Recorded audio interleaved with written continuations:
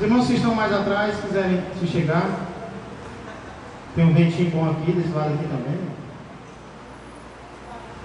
Hoje nós temos, graças a Deus, um bom número, né, de alunos. Não só por causa do bolo, não, né? Glória a Deus. Pois bem, aqui na nossa classe de Atos Jovens, nós vamos falar sobre terremotos. Você já experimentou algum? Quem aqui já experimentou, já passou por um terremoto?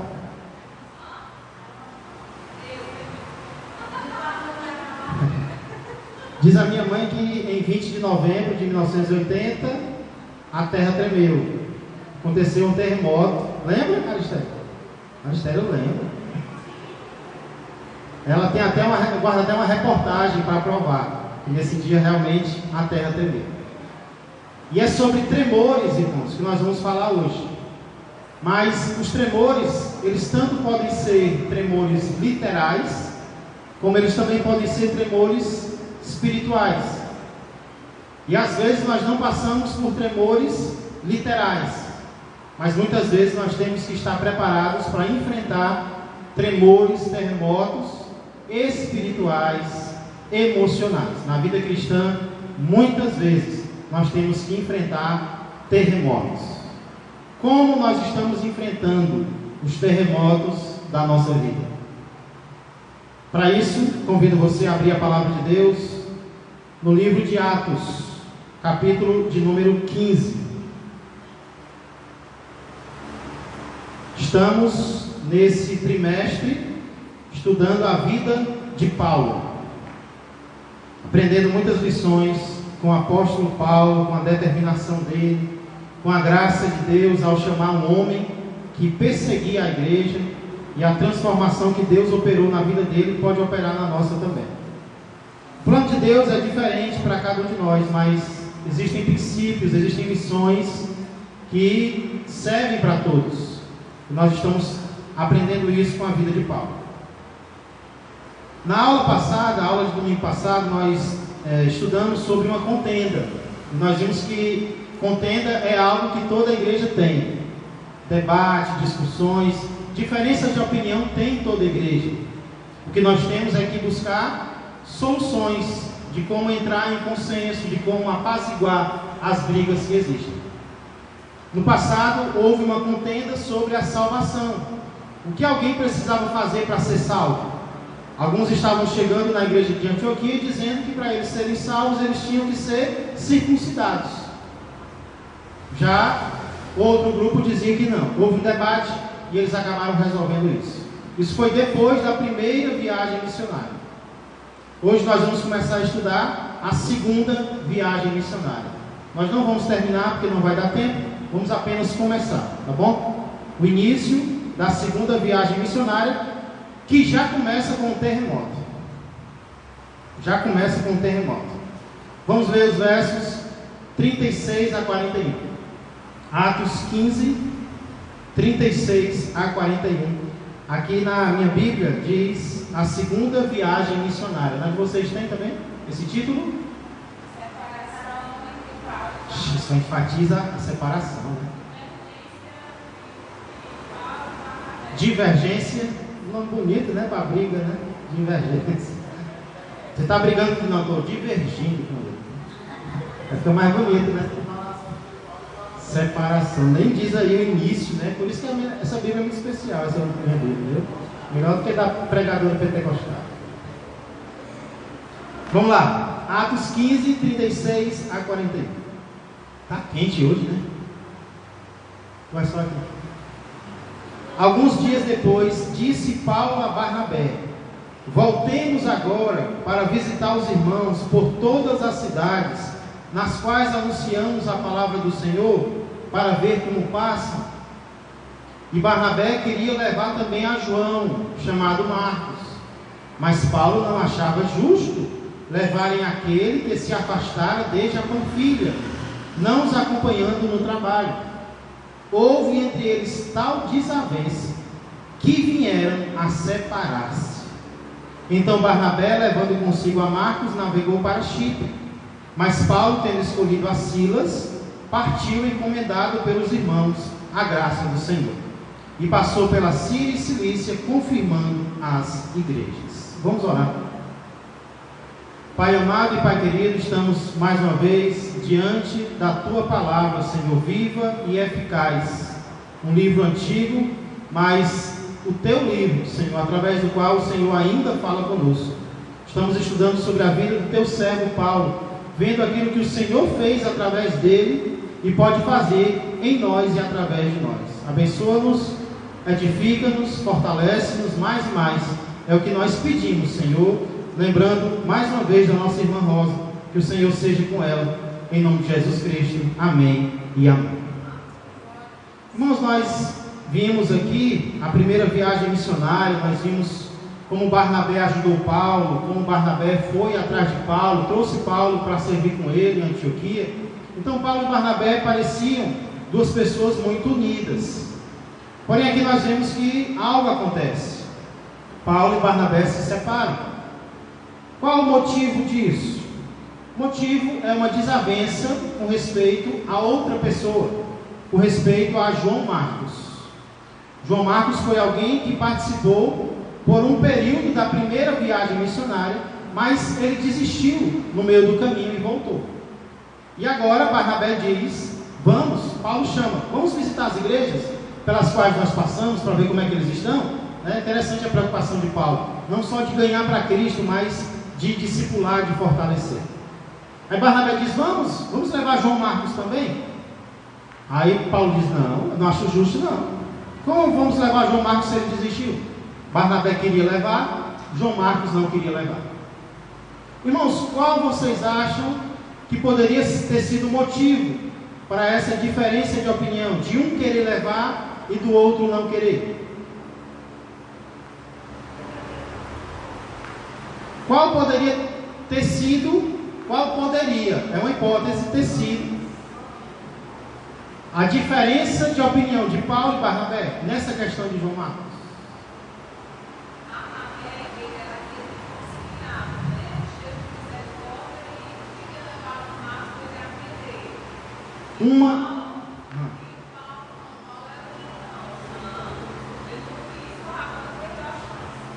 Uma das possibilidades é justamente essa mudança de personalidade que existia entre Paulo e Barnabé. Nós vimos que várias vezes Barnabé era aquele que exortava, era aquele que confortava, né? Era aquele que ajudava. Parece que ele tinha um coração um pouco mais mole do que Paulo. Paulo já era muito prático. Então Paulo poderia ter pensado: mas se ele desistir uma vez, pode vir a nos atrapalhar novamente. Então Paulo pensa mais talvez na questão da efetividade da viagem missionária.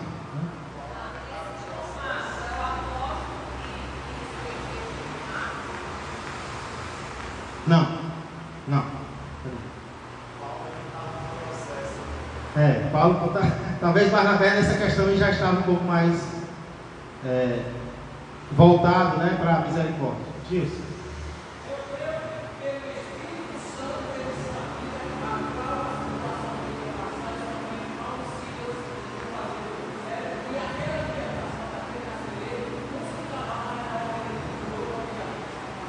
É possível que Paulo estava sendo dirigido por Deus e Deus sabia onde cada um ia se encaixar melhor, né? Também tem essa possibilidade.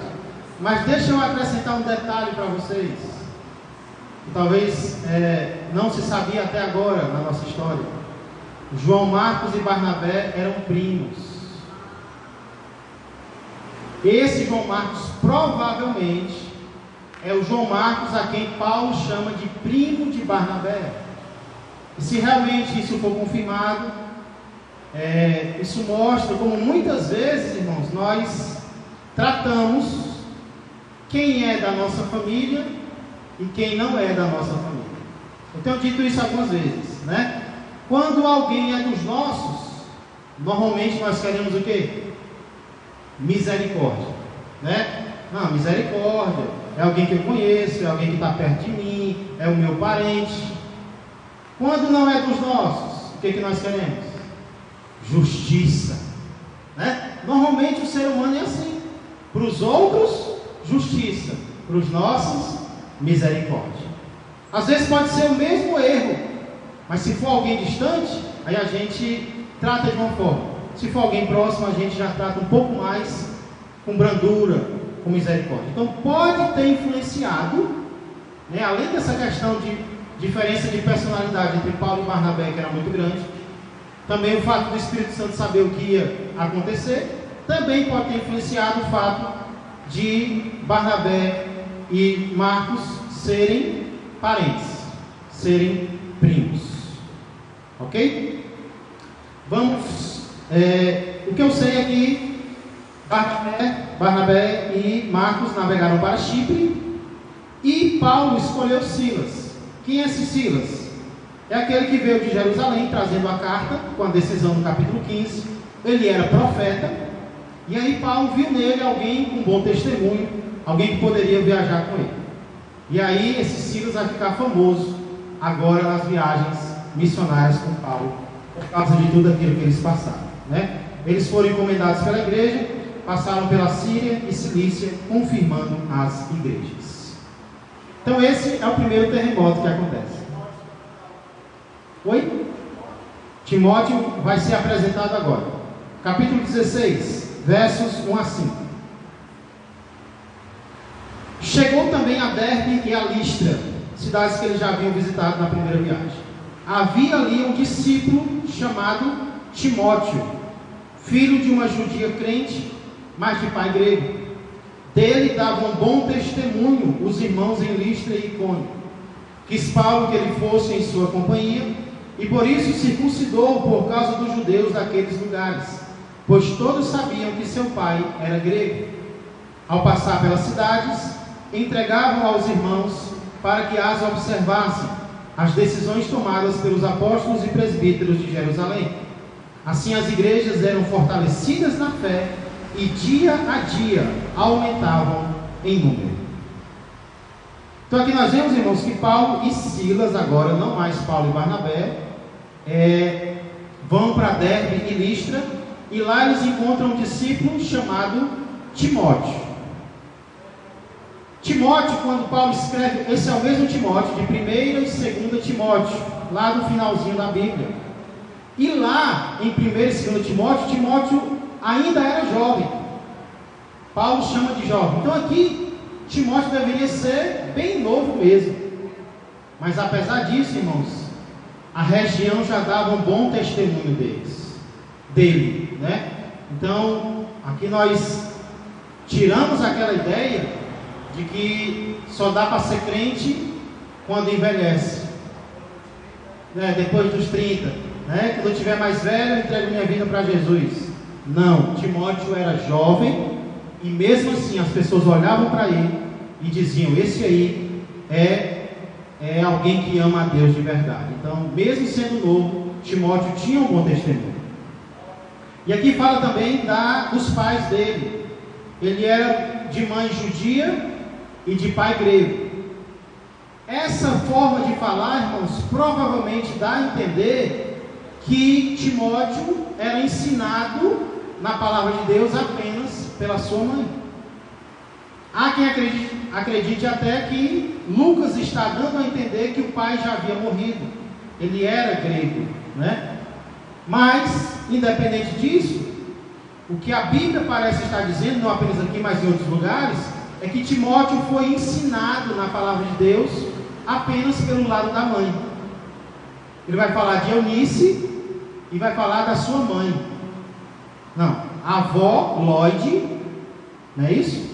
E a mãe Eunice, ensinado apenas por parte da avó e por parte da mãe. É possível que o pai, sendo grego, não se interessava pela palavra de Deus, não se interessava pelas coisas de Deus, e mesmo assim, ensinado apenas pela avó, ensinado apenas pela mãe, Timóteo se tornou um grande servo de Deus.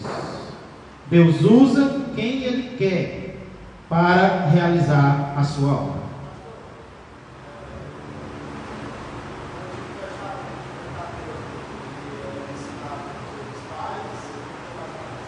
O Pentateuco, se ele era citado pelos pais ou pelas mães? creio que principalmente pelos pais. Havia uma escola onde as crianças iam até os 12 anos e lá eles memorizavam o Pentateuco, né? Mas eu creio que em casa também havia a recitação do Antigo Testamento, do Pentateuco. E a Bíblia mostra, Alessandro, que a responsabilidade do ensino, ela é do pai. O que a mãe fazia? Ela ajudava o pai. Mas Deus ia cobrar principalmente do homem. Viu?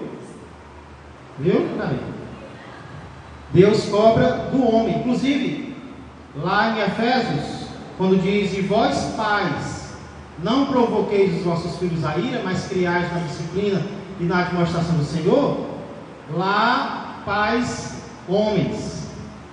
E vocês pais, né? O sexo masculino. A Bíblia ela enfoca muito. Hoje, infelizmente, está muito distorcido. Os pais estão deixando as mães ensinarem. Graças a Deus que as mães muitas vezes ensinam. Mas Deus vai cobrar primeiramente dos pais. E aí, Paulo incentiva Timóteo a ser circuncidado. Olha como o pai de Timóteo era meio lento, né? Ele não circuncidou o próprio filho. Então ele não se preocupava com essa questão de lei, de palavra de Deus, de circuncisão, não. Porque ele nem circuncidou Timóteo. E aí Paulo incentiva, não para ser salvo, mas como forma de se aproximar dos judeus e entrar na sinagoga. Paulo via isso como estratégia para pregar a palavra de Deus para os judeus. Então Timóteo aceita e faz lá a cirurgia da circuncisão. Depois fala sobre as decisões tomadas, fortalecimento das igrejas e o crescimento das igrejas. A gente fala muito contra crescimento, Deus não se preocupa com quantidade. E de fato, irmãos, Deus, Ele nos ensina a buscarmos a qualidade da igreja antes de qualquer coisa. Porém, Atos mostra muito o crescimento da igreja. Ele cita até números: 3.000 pessoas se convertendo, 2.000 pessoas se convertendo. Então nós precisamos querer ganhar mais pessoas para Cristo, né? Claro que não a qualquer custo, não enganando, não mentindo, mas devemos querer almas sempre, ganhar almas para Cristo sempre, para que a igreja cresça.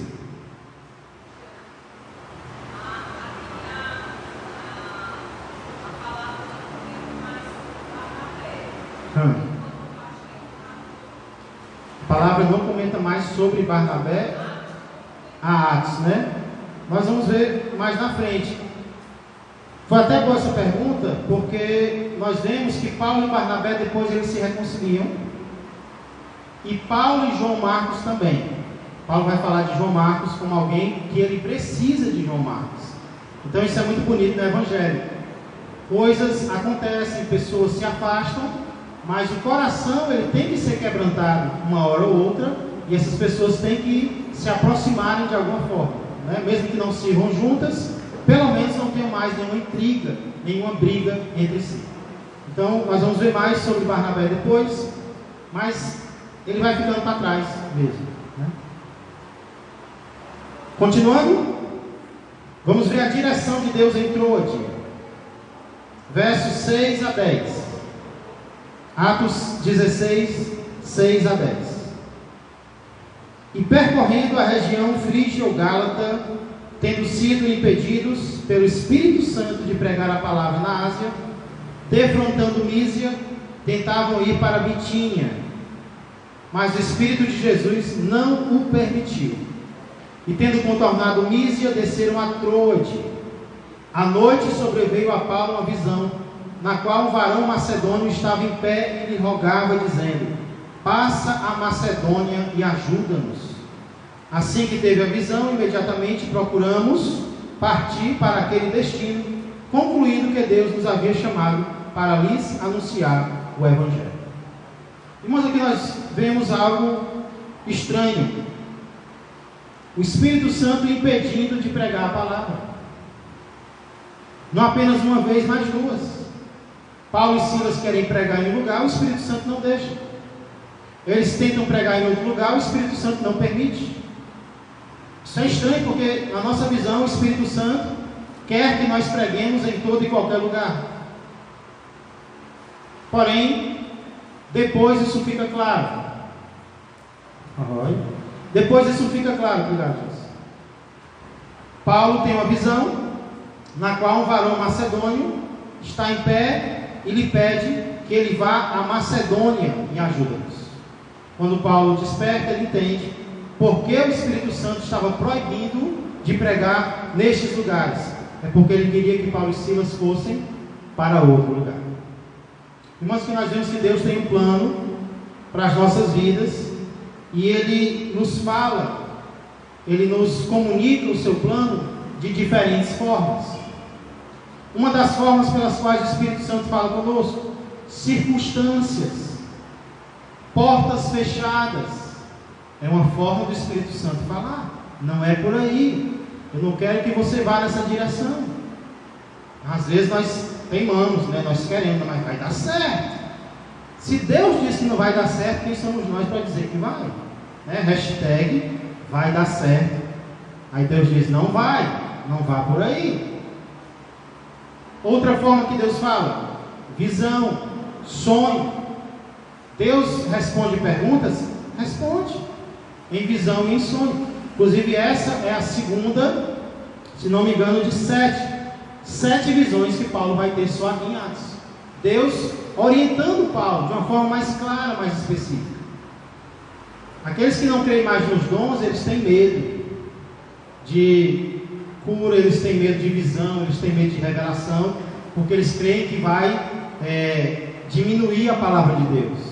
Pelo contrário, irmãos, a palavra de Deus ela é geral.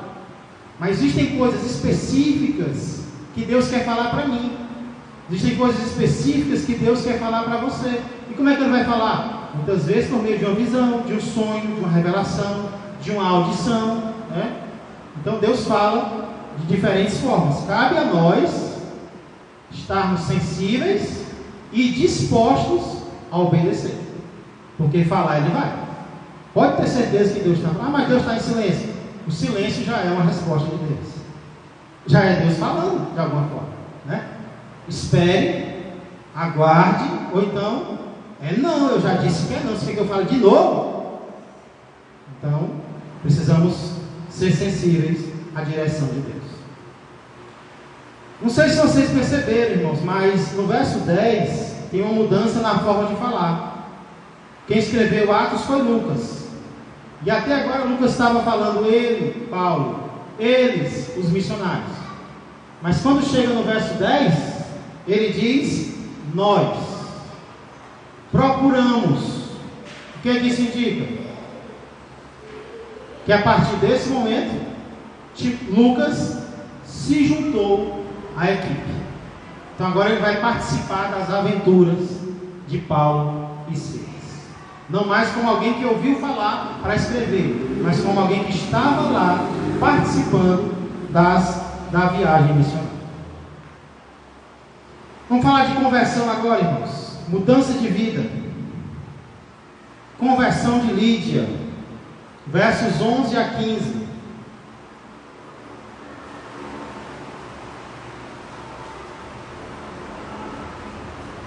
Diz assim: tendo, pois, navegado de Troade, seguimos em direitura a Samotrácia, no dia seguinte a Neápolis, e dali a Filipos, cidade da Macedônia, primeira do distrito e colônia. Nesta cidade permanecemos alguns dias. Verso 13: no sábado saímos da cidade para junto do rio, onde nos pareceu haver um lugar de oração, e assentando-nos falamos às mulheres que para ali tinham concorrido. Certa mulher chamada Lídia, da cidade de Tiatira, vendedora de púrpura, temente a Deus, nos escutava. O Senhor lhe abriu o coração para atender às coisas que Paulo dizia. Depois de ser batizada, ela e toda a sua casa nos rogou, dizendo: se julgais que eu sou fiel ao Senhor, entrai em minha casa e aí ficai. E nos constrangeu a isso. Que coisa linda! Irmãos, navegando de Troade, os missionários vão para Samotrácia, Neápolis e finalmente para Filipos. Filipos era uma cidade muito importante daquela época e vai ser o nome de uma das cartas de Paulo, a carta aos Filipenses. Como de costume, Paulo no sábado vai para um lugar de oração ou de pregação. Só que ele não vai para a sinagoga. Por que ele não vai para a sinagoga e sim para junto do rio, onde as mulheres judias estavam reunidas para orar? De acordo com as leis dos judeus, eram necessários pelo menos 10 homens judeus para abrir uma sinagoga. Então é provável que naquela cidade nem 10 homens judeus tinham. Por isso não havia sinagoga, mas isso não impedia as mulheres de buscarem a Deus. Então elas iam para a beira do rio, junto do rio, e ali faziam as suas orações ao Senhor. Paulo ficou sabendo e disse: vamos pregar lá? Vamos pregar onde essas mulheres estão se reunindo para orar, para buscar a Deus?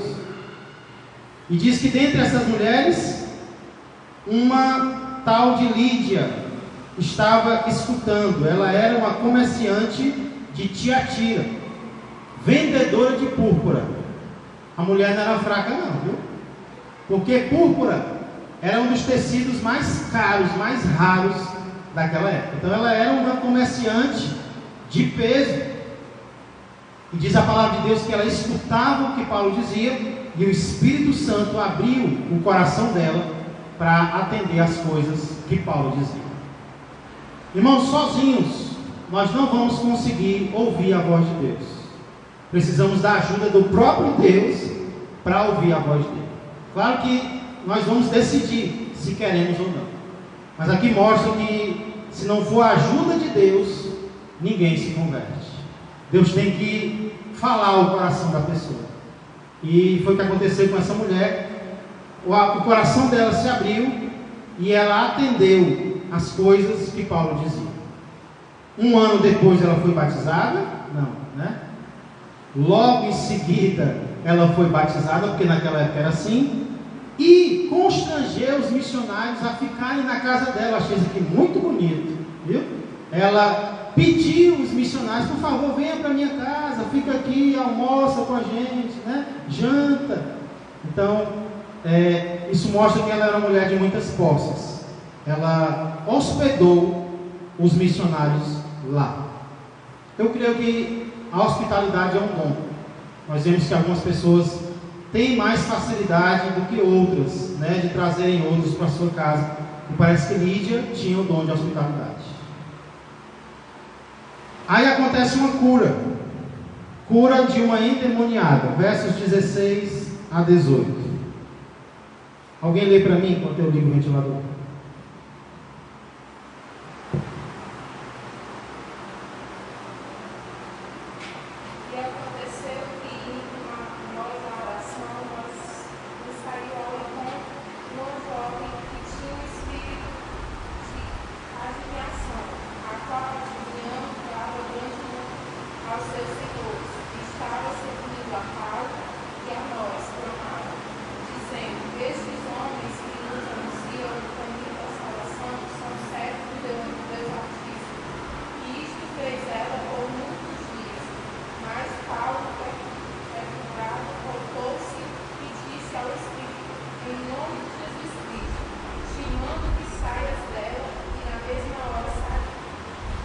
Glória a Deus. Irmãos, aqui nós vemos uma mulher duplamente escravizada. Ela era escravizada pelos homens, porque ela era uma escrava. Vivia para atender aos desejos de cobiça dos seus donos. E além disso, ela era escrava de um demônio. Um demônio de adivinhação. E através desse demônio, ela trazia grande lucro aos seus donos. Ela supostamente predizia o futuro, fazia previsões sobre o futuro. Eu pergunto, algo parecido com os dias de hoje? Quando você liga a televisão, quando você liga a internet, há pessoas dizendo previsões sobre o futuro, há pessoas fazendo previsões astrológicas, né? Fulano de tal famoso vai morrer, quem vai ser o campeão da Copa, número da Mega Sena. Tem ou não tem essas coisas ainda hoje, né? Naquela época não era diferente. Acreditava-se que espíritos eram capazes de predizer o futuro. Nós sabemos que o futuro, perfeitamente, só quem conhece é Deus. Mas o inimigo, ele tem uma perspicácia, ele tem ele é muito astuto. Então ele sabe mais ou menos o que as coisas que podem acontecer, né? Então ele lança isso e acaba enganando, prendendo muita gente. Pessoas pagam para saberem sobre o seu futuro. Você vê aí no centro, traga não sei quem em quantos dias, né? Parece Uber, né? Trago fulano em alguns dias, parece coisa de viagem. Eu vou lá, pego ele e trago. Mas tem demais isso aí, e tem gente que acredita, tem gente que se ilude e paga para isso acontecer. Era mais ou menos o que ocorria naquela época. Alessandro.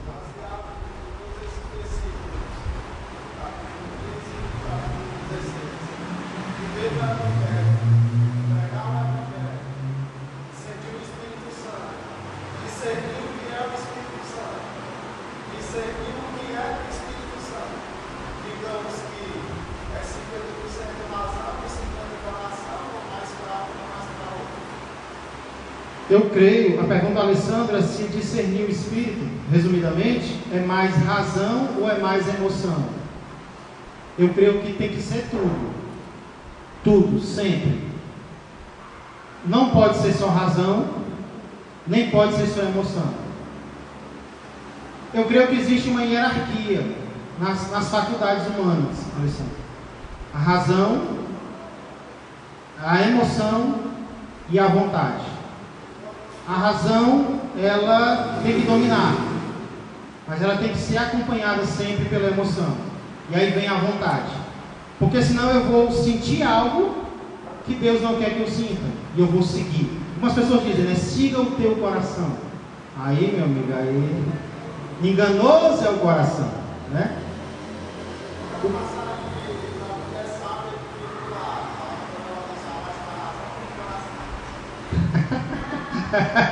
Tem que ser com a razão. A sábia, né? Tem que ser com a razão.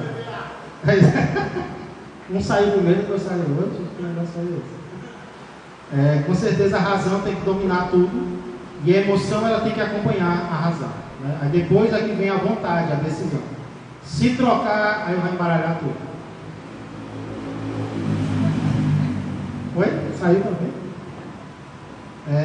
Então, irmãos, essa mulher era duplamente escravizada e ela entrou em contato com os missionários. E ela disse: estes são servos do Deus Altíssimo e pregam a vocês o caminho da salvação. O que acontece é que ela não estava mentindo, estava? O que ela estava dizendo era verdade? Paulo e Silas eram pregadores da salvação? Sim. Só que ela estava dizendo isso todo dia, chamando a atenção para ela, e não para a palavra de Deus, e não para o Evangelho. Estava atrapalhando a pregação do Evangelho. Até que Paulo fica indignado, olha para ela e, em nome de Jesus, ordena que o espírito saia. E o que acontece? O espírito imundo sai. Tutorial de como expulsar um demônio. Não precisa de muita coisa, irmãos. Não é no nosso poder nem na nossa autoridade, é na autoridade do nome de Jesus. Jesus, em nome de Jesus eu mando, saia. E ele vai obedecer não a nós, mas ao nome de Jesus. Paulo aqui não faz muita coisa, né? Não roda, não chama a vizinhança inteira para participar. Ele apenas ordena e acontece. Então, não vamos ter medo, irmãos. Não vamos ter medo. Se não der para chamar alguém, você carrega o nome de Jesus. Você pode pronunciar o nome de Jesus sobre alguém que estiver endemoniado, e ele vai ter que obedecer o nome do Senhor. Amém? Só que isso mexe com o que, irmãos? O que é que governa o planeta Terra?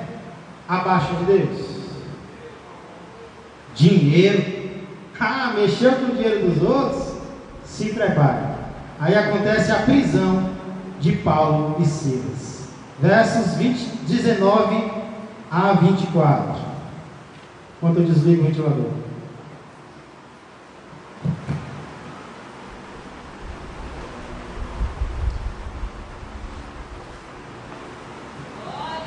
Atos 16, já estamos no 16, né? 19 a 24. Vendo seus senhores que se lhes desfizera a esperança do lucro, agarrando em Paulo e Silas, os arrastaram para a praça, à presença das autoridades. E levando-os aos pretores, disseram: estes homens, sendo judeus, perturbam a nossa cidade, propagando costumes que não podemos receber nem praticar, porque somos romanos. Levantou-se a multidão unida contra eles, e os pretores, rasgando-lhes as vestes, mandaram açoitá-los com varas. E depois de lhes darem muitos açoites, os lançaram no cárcere, ordenando ao carcereiro que os guardasse com toda a segurança. Este, recebendo tal ordem, levou-os para o cárcere interior e lhes prendeu os pés no tronco. Quantas acusações Paulo e Silas receberam?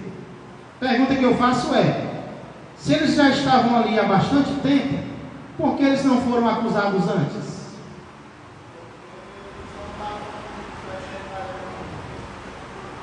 Porque eles não estavam mexendo na economia, não estavam mexendo com o dinheiro dos outros.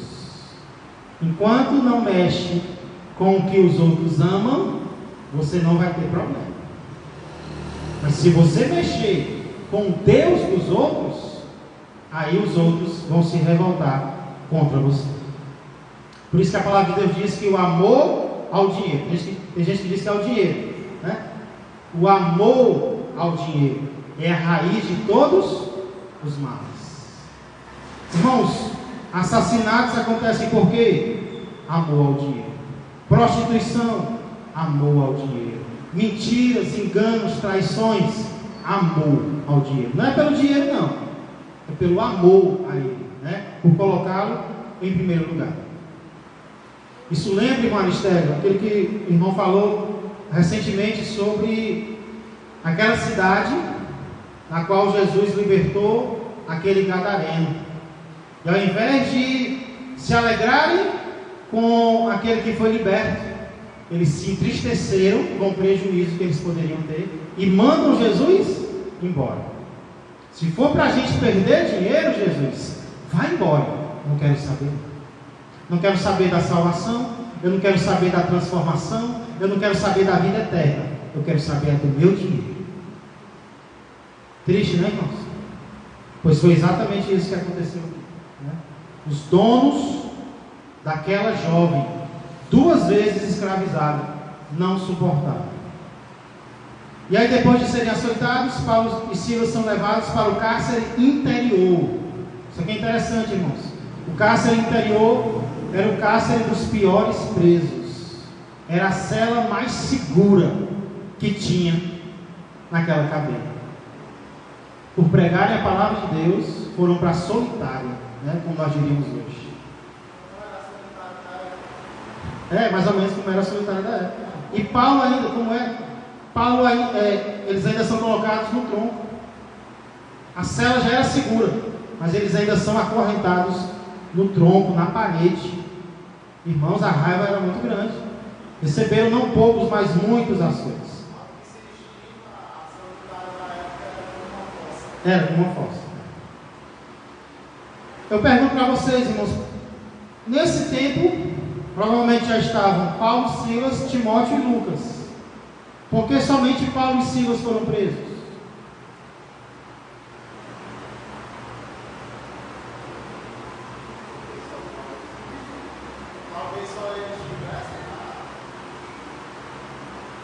Qual foi a acusação que os donos da escrava fizeram? Estes sendo judeus. É possível que naquela época estava se vivendo uma hostilidade em alguns lugares contra os judeus. inclusive da parte do imperador Cláudio. E Paulo e Silas eram judeus completos, como Paulo diz, judeu de judeus. Timóteo era filho de pai grego e Lucas era gentio. Então, talvez, provavelmente por isso, apenas Paulo e Silas foram presos. Gleice. Isso vai ser revelado depois, Gleice. Por isso que vão ter medo do que fizeram com ele, porque até agora não sabiam quem ele era, ele não contou, né? Digamos assim. Mas o que fizeram com ele foi proibido. Açoitaram um cidadão romano, sendo sem investigação dele. Isso não podia, isso dava morte naquela época. Oi? Ele não o quê? Não, ela não. Não adivinhou, é verdade. Nem revelou, né? Não adivinha tudo, né? E aí, irmãos, provavelmente por isso Timóteo e Lucas ficaram fora, orando, dando apoio. Nesse momento, um verdadeiro terremoto acontece. Versos 25 a 34. Por volta da meia-noite, Paulo e Silas oravam e cantavam louvores a Deus, e os demais companheiros de prisão escutavam. De repente sobreveio tamanho terremoto que sacudiu os alicerces da prisão. Interessante essa palavra, sacudir. Abriram-se todas as portas e soltaram-se as cadeias de todos. O carcereiro despertou do sono, estava dormindo, e vendo abertas as portas do cárcere, puxando da espada, ia suicidar-se, supondo que os presos tivessem fugido. Mas Paulo bradou em alta voz: não te faças nenhum mal, que todos aqui estamos. Então o carcereiro, tendo pedido uma luz, entrou precipitadamente, trêmulo, prostrou-se diante de Paulo e Silas. Depois, trazendo-os para fora, disse: senhores, que devo fazer para que seja salvo? Responderam-lhe: crê no Senhor Jesus e serás salvo, tu e tua casa. E lhe pregaram a palavra de Deus e a todos os de sua casa. Naquela mesma hora da noite, cuidando deles, olha a transformação, lavou-lhes os vergões dos açoites. A seguir foi ele batizado e todos os seus. Então, levando-os para sua própria casa, lhes pôs a mesa, e com todos os seus manifestava grande alegria por terem crido em Deus. Irmãos, que passagem maravilhosa, né? Uma das mais conhecidas da Bíblia. Eu acho que essa foi a passagem na qual eu mais preguei desde a minha mocidade. Quando eu era mais jovem, porque eu ainda sou, nós saímos em viagens missionárias pelo interior, e muitas vezes nós pregávamos a palavra nas igrejas, elas davam oportunidade.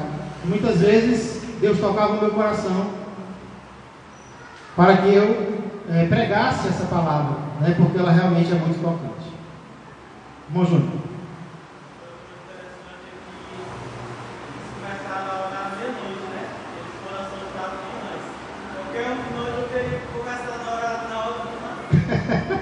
É verdade. Glória a Deus. Irmãos, o texto começa falando, como o Júnior está dizendo, sobre a reação de Paulo e Silas. Mesmo açoitados, mesmo ali no cárcere mais interior, mesmo sendo tudo injusto, eles louvavam e eles oravam a Deus. Como tem sido a nossa reação diante das dificuldades, né? Como tem sido a nossa reação diante dos problemas? Ah, mas isso é injusto. Ah, mas não deveria ser assim. É muito fácil reclamar, irmãos. É muito fácil murmurar. Mas o que Deus quer que nós façamos? Deus quer que nós oremos e louvemos, sem entender. Eu vou orar e eu vou louvar. E quando nós fazemos isso, coisas extraordinárias acontecem. Milagres. Você já viu um milagre acontecendo na murmuração? Você já viu um milagre acontecendo você reclamando? Não. Vai piorar, né? Mas experimenta louvar, experimenta orar. Aí Deus age. E foi o que aconteceu aqui. Um terremoto de grande proporção ocorreu, que sacudiu os alicerces da prisão, abriram-se todas as portas, soltaram-se as cadeias de todos. de todos. E aí quando o carcereiro acordou, ele viu aquilo, ele puxou da espada e ia se matar. Por quê? Naquela época, o oficial romano que permitisse que algum prisioneiro escapasse, ele pagava com a própria vida. E era sendo humilhado diante do imperador. Ele pensou, eu vou morrer mesmo, melhor me matar. E ele já ia se matar quando ele ouve um grito de Paulo dizendo, não te faças nenhum mal. Ninguém fugiu. Irmãos, eu considero esse um milagre quase tão grande como o terremoto. Quem é que segura preso numa cadeia? Ele podendo fugir. Paulo segurou, não sei como. Paulo segurou todos os presos. Eu acho que ele convenceu, não vá não, senão você morre. Não escape não, vai ser pior. Imagina Paulo convencendo as pessoas a permanecer. Ninguém fugiu. Milagre, irmãos, grandioso. E aí o carcereiro vê neles, vê em Paulo e Silas, realmente mensageiros de Deus, tremendo. A Bíblia diz que ele estava tremendo. Precipitadamente significa rapidamente. Pergunta se prostra, o que eu tenho que fazer para ser salvo? Diz que eu preciso. E aí Paulo diz, crê no Senhor Jesus e serás salvo tu e tua casa. Prega a palavra dele, para a família dele, todo mundo se converte, é batizado, e ele ainda mostra transformação. Ele fez as feridas? Fez. Agora ele lava. Olha a transformação que o Evangelho faz, irmãos. Quando nós somos descrentes, nós ferimos. Quando nós nos convertemos, nós tratamos da ferida dos outros. É isso que tem que acontecer, né? Alguns usam isso aqui para dizer que crianças recém-nascidas devem ser batizadas, porque diz a Bíblia que toda a casa dele foi batizada, né? Mas irmãos, aqui não diz a idade da casa. Diz que Paulo pregou para eles. Se Paulo pregou para eles, eles entenderam e se converteram. E aí foram batizados, né? Então não há motivo para acreditarmos que crianças recém-nascidas devem ser batizadas. Aqueles que se converteram, sim. Crianças que se converteram, sim.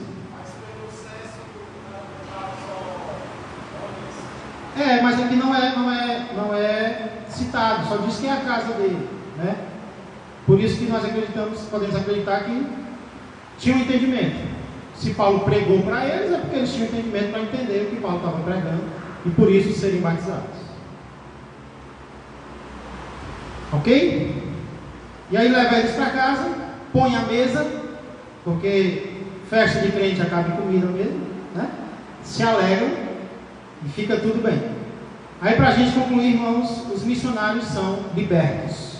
Versos 35 a 40. Os últimos versos do capítulo 16, nós vamos parar por aqui.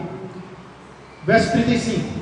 Quando amanheceu, os pretores enviaram oficiais de justiça com a seguinte ordem: põe aqueles homens em liberdade. Aqueles homens, né? Então o carcereiro comunicou a Paulo estas palavras. Os pretores ordenaram que fossem expostos em liberdade. Agora, pois, saí e ide em paz. Paulo, porém, lhes replicou: sem ter havido processo formal contra nós, nos açoitaram publicamente e nos recolheram ao cárcere, sendo nós cidadãos romanos.